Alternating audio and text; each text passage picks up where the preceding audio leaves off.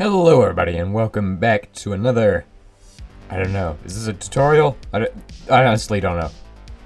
Anyway, in the last tutorial kind of thing we covered multiplexers, and today I'm going to talk about something else that's pretty interesting, and if you build computers you might want to know how to do this. I wanted to know how to do this, and then I had to kind of figure out something that would work for this. I had to slap something together over here.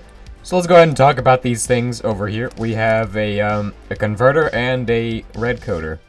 Pretty nice. I won't teach you how to make the red coder because there is a tutorial for this by another guy who did it way better, and if I can find his video, I'll put it in the description. So, let's say we have 1 in the 8's place. So we'll just go ahead and do that. That should give us an 8. And would you look at that, we have an 8. So basically, when you add, it adds 2 signals together by doing this. So we can take that signal strength, and then we have 9.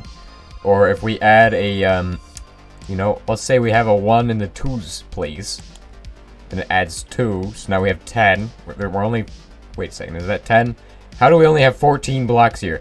Nope, it's definitely 10. We have an extra 5 over here. So you can only really go up to 15. But that's not a problem, because you can only have 15 going in, because you only have 4 inputs. If you had one in the 16's place, which would be this, then you would kind of need another converter, or something that carries over to another one. So this actually can represent hexadecimal, what this system demonstrates. And there are a ton of other systems you may be interested in using instead of hex. I mean, hex is probably the most common because it does compress down the number a fair bit. Quite a lot, actually. And it's very good.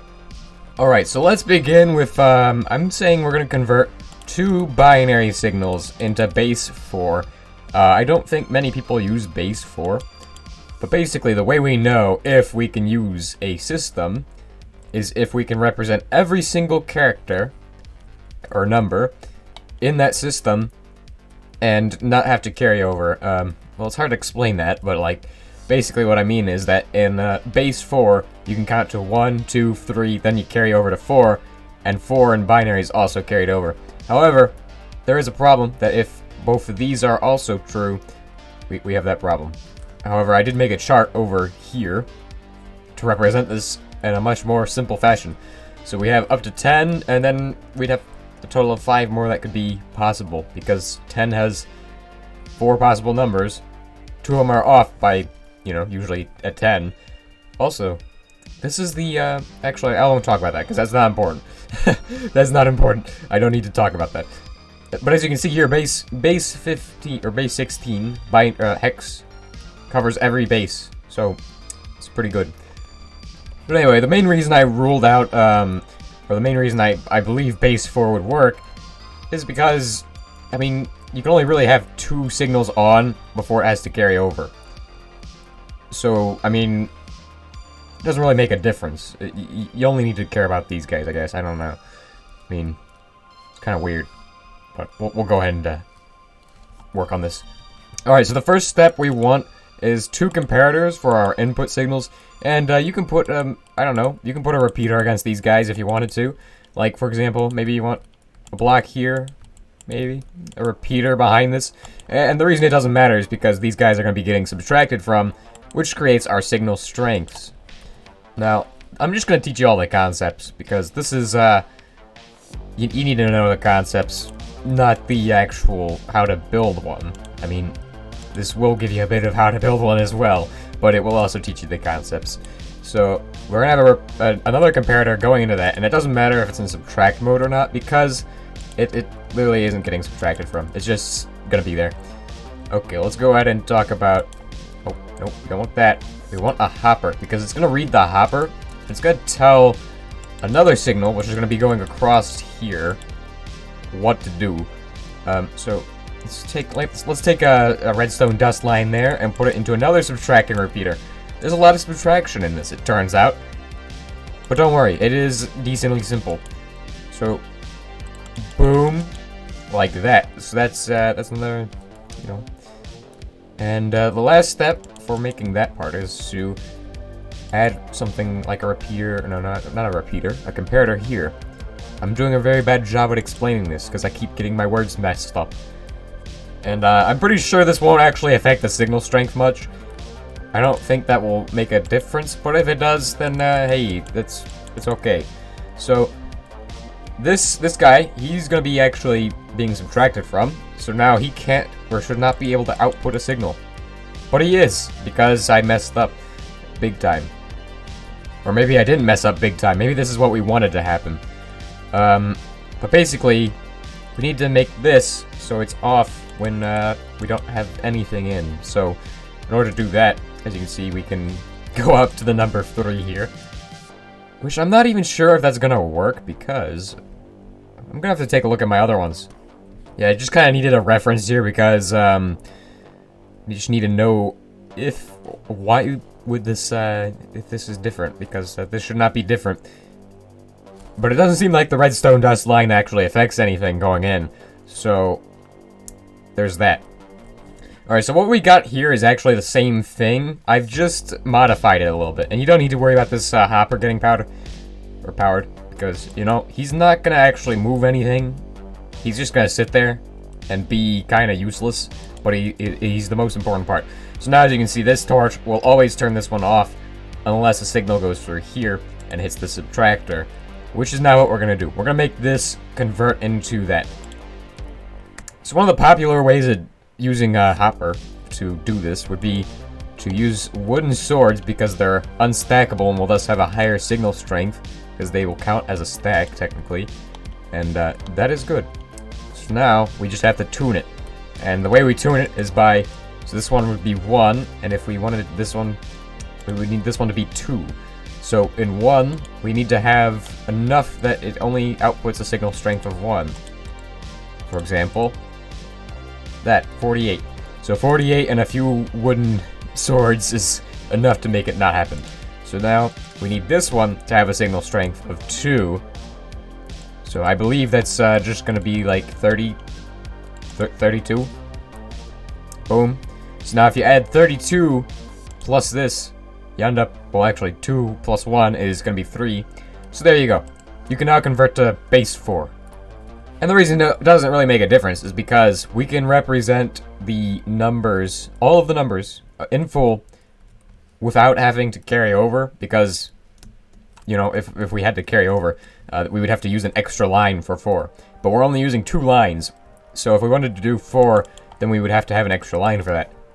Now technically, octal counts up to 7, then it carries over for 8. So we can represent octal too. Let's go ahead and try to do that. Now sometimes in these systems, you're going to want to have a hopper that's underneath a comparator, because it's just more compact this way. Let's go ahead and do this, then boom, and then we're going to do this, and then boom, and yeah, we're pretty much done with this part. So we just need to add the actual parts that we're subtracting from, which is going to be just some redstone dust like so. And as you can see, this guy's going to power that through the block. Hopefully you all know that by now. I don't do basic redstone stuff, but I do complicated things like this that I feel like probably aren't going to be useful to most people. But hey, it's just enjoyable to watch, I guess. I don't know. Let's go ahead and put that there. Boom. And then we need to represent up to the number 7. So 5, 6, 7. Okay, there's 7. So now this should be able to represent up to the number 7. And because we don't have to use 4 lines, we can represent that number. Theoretically. I haven't tested this before, so... Oh yes, and we also need to put some hoppers down. So, as always, you begin by this one being a 1. So, let's put a strength in there, so that way it turns it on. This would be 48, technically, so I already have that here. Boom, 48. Then this one, he's a signal strength of 2 again. So that would mean he has 32 pieces in him. Like this, okay.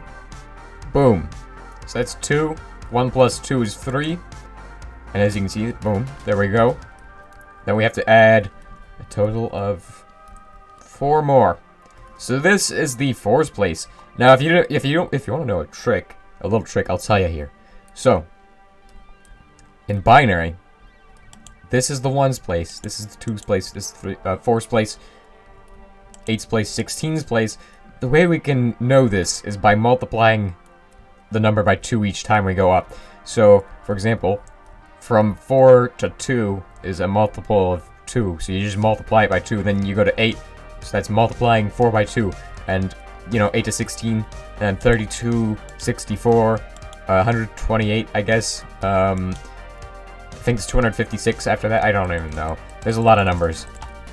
Now here we have a problem, because we have 4 swords in there, and we need to reduce that, so that way we can have 4 points on this thing. Well, 4 lights.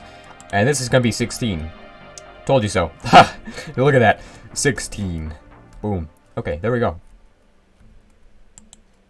Actually, no, that's 48. Okay, but anyway. So that's basically how you convert from binary into these different systems. So this one would be using 3 different ones, and then I can tell you what the other ones may use. So for base 4, that is 3. Well, that's 2. For base 8, you need 3. And then technically you could do base 6, but there's a problem with base 6. And that's that you still have an empty space here, so you can't, well, actually, no. You represent it like this. I don't think it works. I don't really think it works, because you could end up with this one being on, and then you end up with a number that overflows. So you might as well just use base 8, and then base 16, you just take 4. Just take 4 for base 16.